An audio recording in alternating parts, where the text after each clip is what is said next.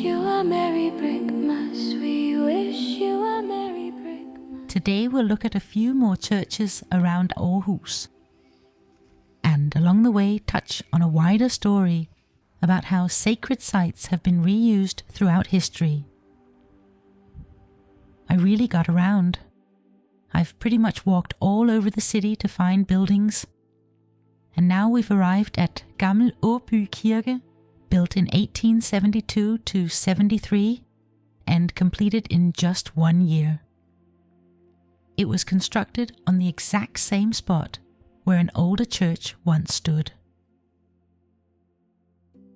The original church dated back to around 1200 to 1300 and was built in Romanesque style using large granite blocks. And here we are at the Catholic Church of Our Lady, built in less than 3 years and completed in 1880.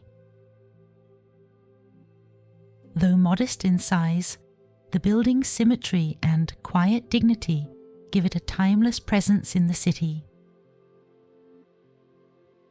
Here's St. Johannes Church in Trøjborg. Construction began in 1902 and it was consecrated in 1905, taking under 3 years to complete. Just a little thought. Many old churches and cathedrals were built on earlier sacred sites, often where older temples once stood. Notre Dame in Paris stands on what was once a Roman temple to Jupiter. Cologne Cathedral in Germany rests on Roman temple ruins, possibly to Mars. St. Peter's Basilica in Rome was built over a Roman necropolis, which may itself cover even older sacred ground. The Vatican Hill was once a burial site, and likely a holy place before that.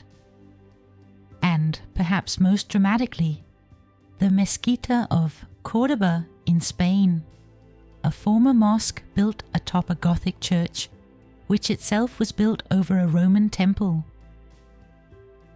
Layer upon layer, religion upon religion, power upon power. Some believe that certain key sites were deliberately built over with churches, not only to claim sacred ground, but to limit access to what lay beneath. Once covered, excavation became nearly impossible.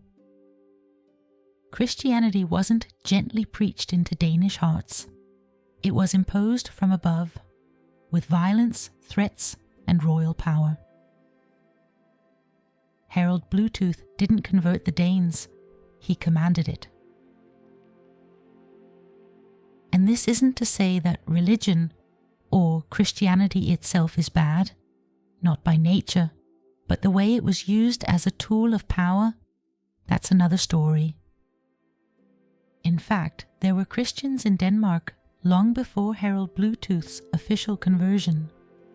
A peaceful minority living side by side with pagan Vikings without conflict. It wasn't belief that caused the shift, it was control.